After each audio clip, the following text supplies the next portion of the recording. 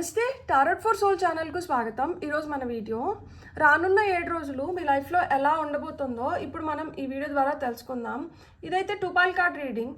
Foil number 1 వాళ్ళకి నేను rose quartz పెట్టాను. పాయిల్ నెంబర్ 2 వాళ్ళకి నేను గ్రీన్ అవెంచరీన్ పెట్టాను. ఇక్కడ వీడియోని పాజ్ చేసుకొని 2 క్రిస్టల్స్ పైన కాన్సన్ట్రేట్ చేయండి.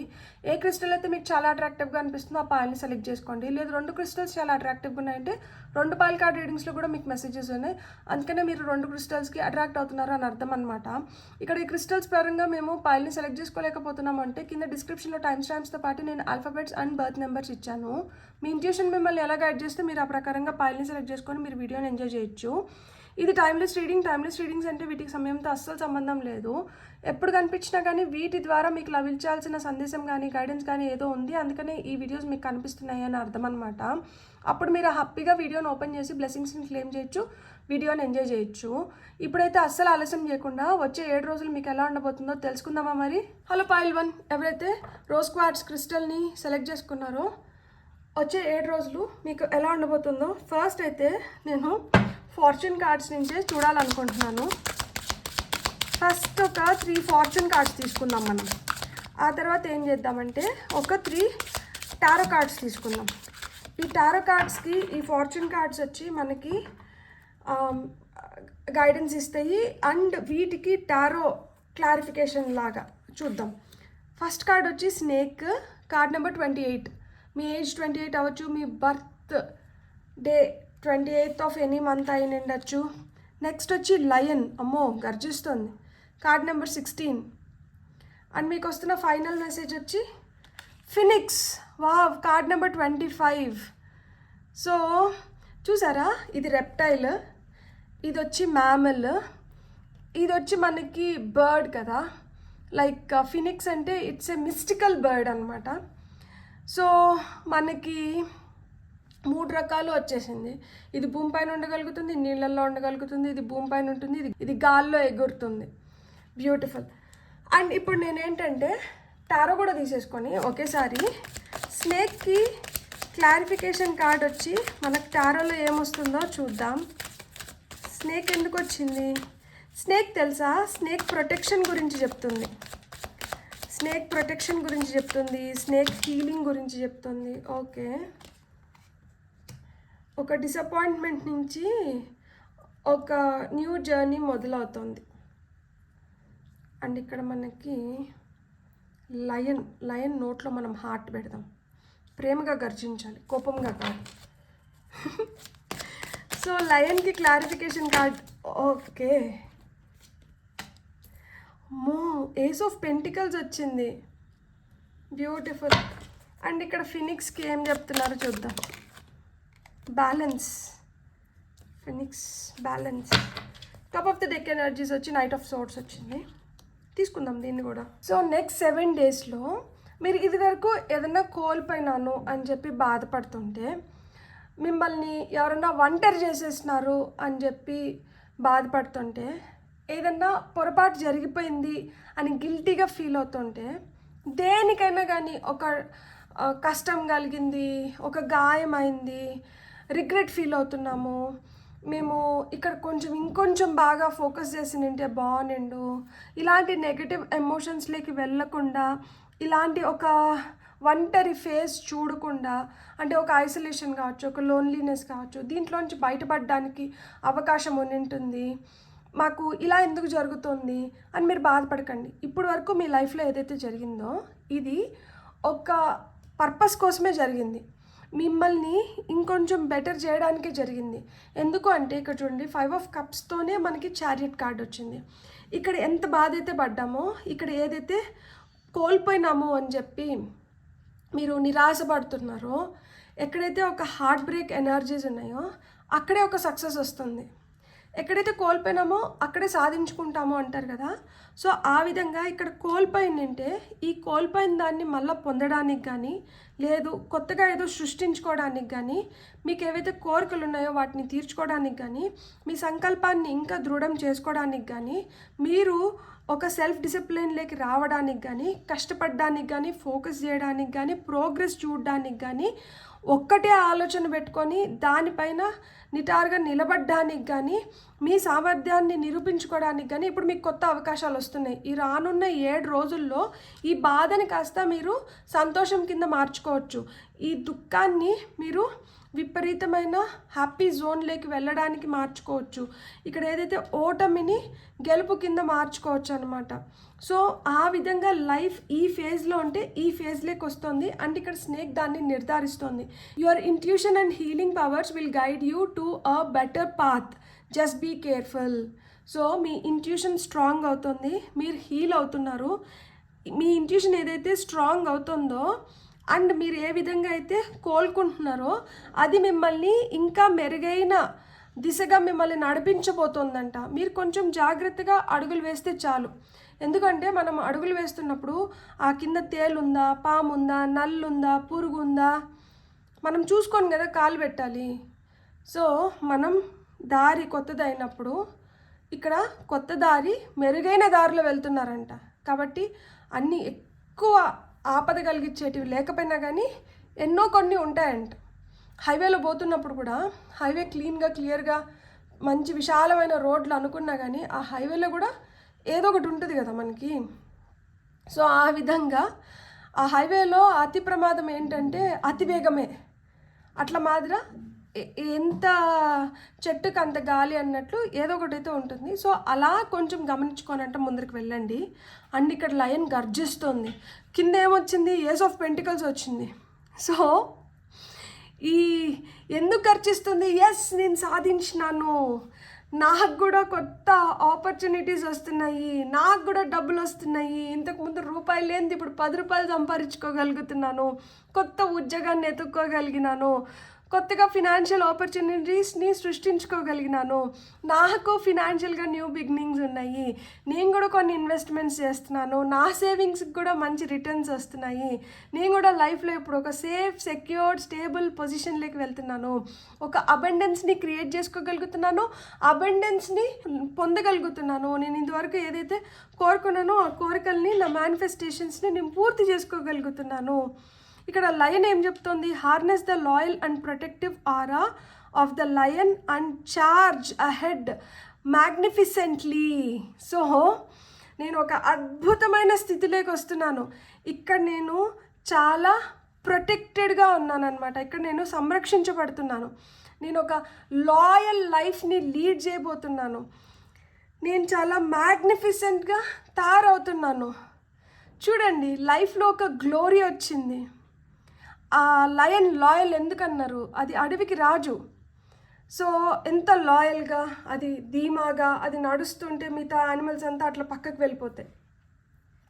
ఆకలేస్తే వేటాడుతుందేమో కానీ వేటాడాలి అని చెప్పి వేటాడదన్నమాట. అన్నిటిపైన ఆ కన్సర్న్ ఉంటుంది, నీతిగా ఉంటుంది, నిజాయితీగా ఉంటుంది, అవసరమైతేనే ఏదైనా చేస్తుంది, లేకపోతే కామ్గా ఉంటుంది, హుందాగా వ్యవహరిస్తుంది. మీరు అలా హుందాగా వ్యవహరించే రోజులు ఈ 7 రోజులు. రెస్పెక్ట్ ఇచ్చే 7 రోజుల్ని బాగా ఉపయోగించుకోండి. ఇంతకుముందు ఈ రెస్పెక్ట్ ఉండకపోయిండొచ్చు. ఇది 7 days అంటున్నాము. ఇక్కడ చూడండి, చారియట్ నెంబర్ కూడా 7 అనమాట. ఇది 1, ఇది 5, ఇది 2 + 8 అంటే మళ్ళీ ఇది 1, ఇది 16 అంటే 6 + 1 7, 2 + 5 7, 7 రిపీట్ అవుతుంది. ఇక్కడ మనకి ఇక్కడ 1 1 రిపీట్ అవుతుంది. ఇది 14 5, ఇది మళ్ళీ మనకి 12 3. సో అలా హుందాగా మీరు వ్యవహరించబోతున్నారు. ఇక్కడ మనకి ఫినిక్స్ కింద టెంపరెన్స్ వచ్చింది. టెంపరెన్స్ ఎందుకు వచ్చింది? ఇంతకుముందు బాధపడిన రోజులు చూసినాము, కోల్పోయిన రోజులు చూసినాము, నష్టపోయిన రోజుల్ని చూసినాము, రిగ్రెట్గా గిల్ట్తో ముఖం దాచుకున్న రోజుల్ని చూసినాము, మార్పు కోసం ఎదురు చూస్తున్న రోజుల్ని చూసినాము, ఫోకస్ కుదరక నెగటివ్ ఎమోషన్స్ని డీల్ చేసిన రోజుల్ని చూసినాము, ఒంటరితనం చూసినాము, ఇవన్నీ చూసి వచ్చినాము కదా. ఇప్పుడేమవుతుంది? ఒక అద్భుతమైన స్థితిలోకి వెళ్తున్నాము. ఇక్కడ ఎక్కడైతే కోల్పోయినామో అక్కడే సాధించుకుంటున్నాము. అండ్ ఏ ఆపర్చునిటీస్ అయితే వస్తే బాగుండి అనుకున్నామో అలాంటి ఆపర్చునిటీస్ని అట్రాక్ట్ చేస్తున్నాము. సో ఇక్కడ 2 ఎక్స్ట్రీమ్స్ని చూసినారు కాబట్టి ఒక బ్యాలెన్స్లోకి రండి, ప్రశాంతంగా ఉండండి. మీకే వచ్చింది, ఎవరు తీసుకొని వెళ్ళట్లేదు, మీరే ఉపయోగించుకుంటారు. ఇప్పుడు ఇక్కడ ఆతృత చూపించకండి, అత్యాశకు పోవద్దండి, బ్యాలెన్స్ అని చెప్తున్నారనమాట. అది ఒక రిలేషన్షిప్లో కావచ్చు, అది మీకు ఫినాన్షియల్గా కావచ్చు, ఏ పరంగానే కానీ ఒక బ్యాలెన్స్ అనేది చాలా చాలా ఇంపార్టెంట్. అండ్ ఇక్కడ మనకి టెంపరెన్స్, 2 ఆఫ్ కప్స్, లవర్స్, ఈ కార్డ్స్ అన్నీ ఏంటంటే సోల్మేట్స్ని ఇండికేట్ చేస్తాయి అన్నమాట. అండ్ ఈ కార్డు ఫర్గివ్నెస్ని కూడా ఇండికేట్ చేస్తుంది. అంటే క్షమించేసేయండి, పోన్లే బాబు పాపం క్షమించేద్దాం, వాళ్ళు తెలియక తప్పు చేశారు, మనం పెద్ద మనసు చేసుకొని క్షమించేద్దాం. అందుకనే ఇక్కడ పైన ఫినిక్స్ వచ్చింది. Be prepared to be renewed after period of crisis. అసలు నిజంగానే ఈ కార్డ్ నేను ఇప్పుడు చదువుతున్నా. నేను ఆల్రెడీ చెప్పాను కదా, ఒక క్రైసిస్ నుంచి అంటే ఒకటి కోల్పోయినాము, ఇక్కడ నష్టపోయినాము, ఈ నష్టాన్ని పూడ్చుకొని లాభం వైపుకి వస్తున్నాం అనమాట.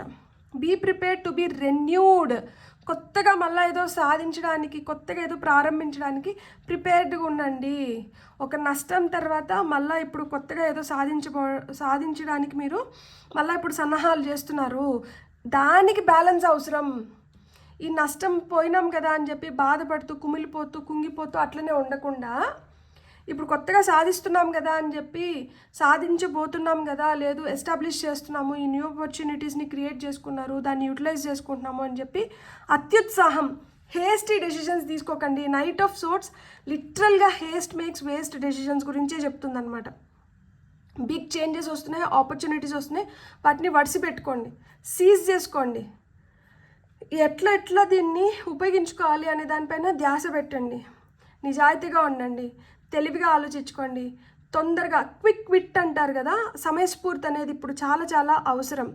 కానీ ఇంపల్సివ్గా ఉండకూడదు, ర్యాష్గా ఉండకూడదు. మీరు స్ట్రాంగ్గా ఉండాలి, అసర్టివ్గా ఉండాలి, డెసిసివ్గా ఉండాలి. అంతేగాని ఇంపల్సివ్గా ఉండకూడదు, ర్యాష్గా దుడుగ్గా ఉండకూడదు, అండ్ అత్యాశకు వెళ్ళకూడదు అనమాట. మీకు ఏవైతే కావాలో వాటిని ఇప్పుడు మీరు సాధించుకునే స్థితిలోకే వచ్చినారు. కోల్పోయినారు, ఆ నష్టాన్ని భర్తీ చేసుకునే టైం కూడా వచ్చింది. అందుకనే ఒక బ్యాలెన్స్లో ఉండాలి.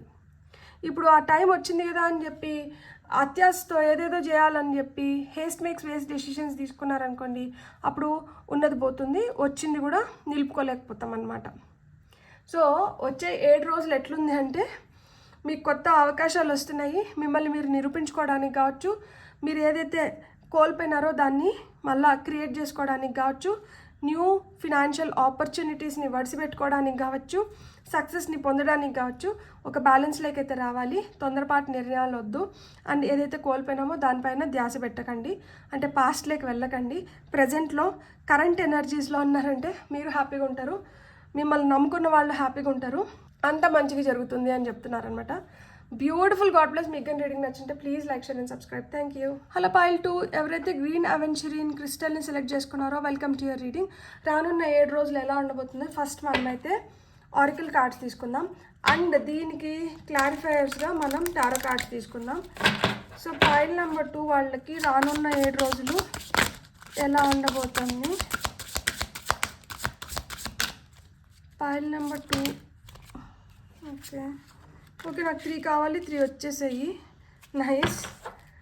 ప్రపోజల్, సన్, ప్లేన్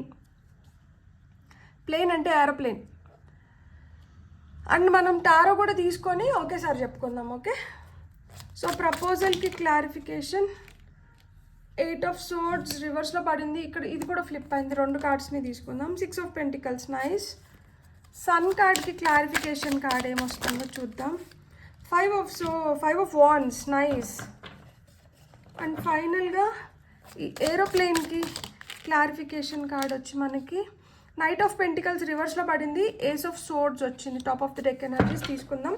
వీటన్నిటిని నీట్గా ఆర్గనైజ్ చేసుకొని will get back into the video. Okay, so రానున్న 7 రోజుల్లో romantic or business opportunity is indicated అని చెప్తున్నారు. సో ఏదో ఒక అంటే ప్రపోజల్స్ రావడం కానీ, ఏదైనా కొత్త బిజినెస్ ఆపర్చునిటీస్ రావడం కానీ, ఇలాంటి వాటిని ఇండికేట్ చేస్తున్నారు. ఇక్కడ ప్రపోజల్స్ అంటే లవ్ ప్రపోజల్స్ అవ్వచ్చు, మ్యారేజ్కి ప్రపోజల్స్ అవ్వచ్చు అనమాట. సో ఇక్కడ నేను ఒకటి చెప్పనా, కొంతమంది భయం వల్ల కావచ్చు, కొంతమంది తెలియని బెరుకు బిడియం వల్ల కావచ్చు, ఎస్కేప్ అయిపోదామని కూడా చూస్తూ ఉంటారనమాట. ఒక ఆపర్చునిటీ వస్తుంది, దాన్ని ఎలా అందిపుచ్చుకోవాలో తెలీదు, అక్కడ ఎలా రియాక్ట్ అవ్వాలో తెలీదు, అక్కడ ఒక భయమో ఒక ఆందోళన ఉంటుంది, దాన్ని ఎట్లా రిలీజ్ చేయాలో కూడా తెలీదు. లేదు ఇప్పుడు ఒక మ్యారేజ్ ప్రపోజలే అవ్వచ్చు, లేదు ఒక లవ్ ప్రపోజల్ అవ్వచ్చు. అయ్యో ఇప్పుడు వరకు నేను చాలా స్వేచ్ఛగా నేను అనుకొని నేను చేసుకుంటూ నేను హ్యాపీగా ఉన్నాను కదా, ఇప్పుడు ఈ బంధంలోకి వెళ్ళిపోతే ఇక్కడ నాకు నా స్వేచ్ఛ మిగలదేమో, ఇంకా నా స్వేచ్ఛ హరించేస్తారేమో అన్న భయం కూడా కొంతమందిలో స్టార్ట్ అవుతుందన్నమాట. మీరు కొన్ని సమస్యలకి పరిష్కారాలను ఎత్తుక్కుంటూ ఉంటారనమాట, తద్వారా ఉపశమనాన్ని పొందుతారనమాట. అండ్ సిచ్యువేషన్ కంట్రోల్లోకి వస్తుంది ఖచ్చితంగా. ఇట్లా భయం ఉన్నా కానీ దాన్ని అధిగమిస్తారు. దాన్ని అధిగమించకపోతే ఇక్కడ మీకు రావాల్సిన గిఫ్ట్స్ రావు కదా. ఇక్కడ చూడండి, ఇక్కడ ఈయనకి డబ్బులు అవసరం అంటే డబ్బులు ఇస్తున్నారు, ఇక్కడ ఈయనకి న్యాయం అవసరం అంటే న్యాయాన్ని ఇస్తున్నారు. అట్లా మీకు ఏదైతే అవసరమో దాన్ని కోల్పోతారు కదా ఒకవేళ ఇలాంటి సిచ్యువేషన్లో ఇలానే ఉండిపోతే. సో ఇక్కడ మీకు మంచి మంచి ప్రపోజల్స్ వస్తున్నాయి కాబట్టి ఇక్కడ ఏంటంటే మీరు పెద్ద మనసు చేసుకొని లేదు నేను ఇట్లంతా అనుకోకూడదు, నా లైఫ్ ఇంకా బెటర్గా ఉంటుందేమో, నేను ఈ రిలేషన్షిప్లోకి వెళ్తే నా లైఫ్ ఇంకా బెటర్గా ఉంటుందేమో, ఈ బిజినెస్ ఆపర్చునిటీ కావచ్చు, ఈ కెరీర్ ఆపర్చునిటీ కావచ్చు, ఇంకా నన్ను ఒక మెట్టు పైకే తీసుకొని వెళ్తాయి. సో నేను ఒక అథారిటేటివ్ పొజిషన్లోకి వెళ్తాను, ఒక పవర్ని క్రియేట్ చేసుకోగలుగుతాను. సో ఇక్కడ గివింగ్ రిసీవింగ్ రెండూ జరుగుతున్నాయి కదా, సో ఒక గ్రాటిట్యూడ్ ఉంటుంది. సో ఇక్కడ గివింగ్ రిసీవింగ్ రెండు జరుగుతున్నాయి కదా, సో ఒక గ్రాటిట్యూడ్ ఉంది మనకి. సో ఇక్కడ అంటే అయ్యో మనకి ఏదైతే ప్రపోజల్ వచ్చిందో వాళ్ళు చిన్న చితక వాళ్ళు అయిన ఉంటారు అనమాట, బాగా చదువుకొని ఉంటారు, లేదు మంచి ఉద్యోగం చేస్తూనే ఉంటారు, వెల్ సెటిల్డ్ అయి ఉంటారు. సరే ఇలాంటి ఆపర్చునిటీస్ మళ్ళీ రావు కాబట్టి ఓకే మనమైతే దీన్ని ఈ ఆపర్చునిటీని యూటిలైజ్ చేసుకుందాము. సో ఆ ఫీలింగ్లోకి వస్తారనమాట. కొంతమందికి వచ్చే 7 రోజులు ఇలా ఉంటుంది. అండ్ ఇక్కడ చూడండి సన్ కార్డ్ వచ్చింది, ఇది కార్డ్ నెంబర్ 27, మీ ఏజ్ 27 అయి ఉండొచ్చు, డేట్ ఆఫ్ బర్త్ 27 అయి ఉండొచ్చు, ఇది 8, ఇది 6, ఇది 30 అంటే 3, 2 + 7 మళ్ళీ 9 అవుతుంది, ఇది 5, ఇది 2 + 6 8 అవుతుంది, లేదు 26 మీ ఏజ్ అయిన ఉండొచ్చు, 30 మీ ఏజ్ అయిన ఉండొచ్చు, 27 మీ ఏజ్ అయిన ఉండొచ్చు. ఇక్కడ వచ్చి మనకి ఇది మనకి కార్డ్ నెంబర్ 12, ఇది కార్డ్ నెంబర్ 14, ఇవి మీ డేట్ ఆఫ్ బర్త్స్ అయిన ఉండొచ్చు, మీ లక్కీ నెంబర్స్ అయిన ఉండొచ్చు. Open your heart to enormous growth ahead. సూర్యుడు అంటేనే ఆ ప్రకాశం, ఆ లీడర్షిప్ క్వాలిటీస్, ఆ విస్తరణ, ఎక్స్పాన్షన్, గ్రోత్ గురించి చెప్తున్నారు. ఇక్కడ చూడండి open your heart to enormous growth ahead, విపరీతమైన గ్రోత్ ఉందంట. ఇక్కడ ఈ గ్రోత్ కోసము, ఈ ఎదుగుదల కోసము, ఈ పొజిషన్ కోసం మీరు చాలా ఫైట్ చేయాల్సి వచ్చి ఉంటుంది, చాలా ఆర్గ్యుమెంట్స్కి దిగాల్సి వచ్చి ఉంటుంది, చాలా ఇన్ఫర్మేషన్ని గ్యాదర్ చేయాల్సి ఉంటుంది, మీ బలాల్ని నిరూపించుకోవాల్సి ఉంటుంది, చాలా మందితో మీరు పోటీ పడాల్సి ఉంటుంది, ఒక డిఫెన్స్లో పడి ఉంటారు. లైక్ అంటే ఇక్కడ చాలా క్లాషెస్ నడిచి ఉంటాయన్నమాట, ఒకలాంటి కయోస్ అనమాట, ఒకలాంటి రప్చర్, కయోస్ ఇవన్నీ చూసి అల్టిమేట్గా మీరు విన్నర్ అని చెప్పి ప్రకటించినారు. అసలు ఎంత హ్యాపీ ఫేజ్ కదా అసలుకి. సో ఆ విధంగా చాలామందితో పోటీ పడి మీరు సాధించుకున్న విజయం అన్నమాట ఇది ఊరికేనే రాలేదు, ఇదేదో తూతు మంత్రంగా వచ్చేసింది కాదు, మీ బలాల్ని నిరూపించుకొని మీరు కష్టపడి మీరు సాధించుకున్న విజయం అన్నమాట. సో ఈ విజయం ఎట్లా అంటే ఈ ప్రాణం ఎలా ఉంది అంటే a journey is indicated either physically or metaphorically. Your life will become more full. So ఇంత కష్టపడి సాధించుకున్నాం కాబట్టి దీని విలువ తెలుసు. ఇక్కడ స్వార్థంగా మనం ముందుకు వెళ్ళాలనుకోవడం లేదు. ఇక్కడ కొంతమందికి ఇదివరకు మీరు చేసిన దానికి మీకు సరైన శాలరీ రాకపోవడం వల్ల కావచ్చు, అండ్ మీరు తొందరపాటు నిర్ణయాలు కొన్ని తీసుకొని మీరు కొన్ని కోల్పోయి ఉంటారు. మీరు అలా ఏం కోల్పోయినారు, ఎందుకు కోల్పోయినారు, అలాంటి సిచ్యువేషన్లో ఉంటే మీరు ఎలాంటి ప్రాబ్లమ్స్ని ఫేస్ చేస్తారు అంటే అక్కడ ఒక ఒత్తిడి క్రియేట్ అవుతుంది కాబట్టి యూ విల్ బి వెరీ అన్ఇన్స్పైర్డ్ కదా.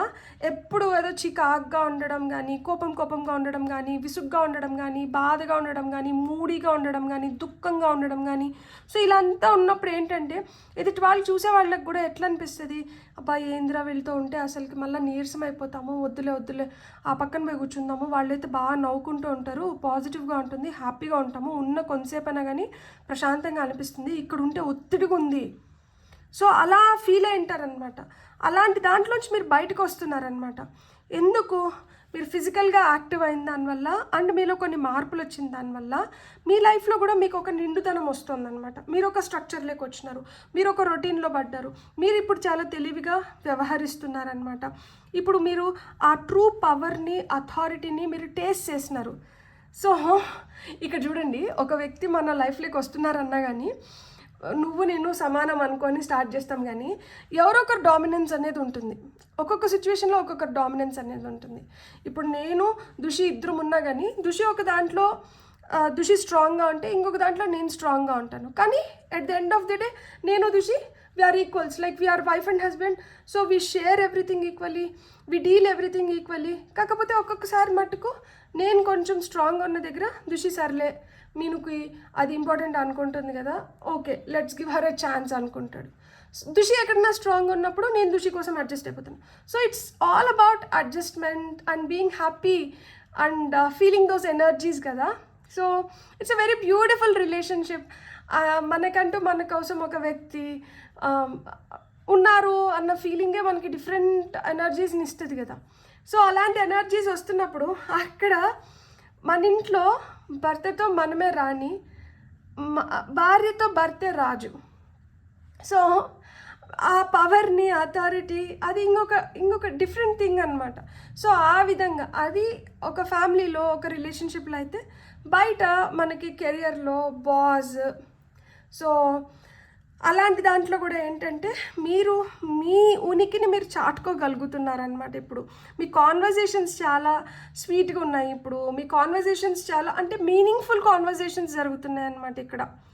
ఇక్కడ హెడ్ ఓవర్ హార్ట్ అంటున్నారు అంటే అన్నిసార్లు ఎమోషనల్గా వెళ్ళిపోవడం కాదు, కొన్నిసార్లు కొంచెం లాజికల్గా, కొంచెం అనలిటికల్గా, కొంచెం తెలివిగా, అన్ఎమోషనల్గా మనం కొన్ని డెసిషన్స్ తీసుకోవాల్సి వస్తుంది. అక్కడే నిజం అనేది బయటపడుతుంటుంది అనమాట. నిజం ఎప్పుడైనా చేదుగానే ఉంటుంది, నిజం ఎప్పుడు తీగా ఉండదు, నిజం చేదుగానే ఉంటుంది. ఆ చేదుగా ఉన్న నిజాన్ని మనము ఎమోషనల్గా డీల్ చేసినామంటే మనం సప్పబడిపోతాము, మనం బాధపడాల్సి వస్తుంది.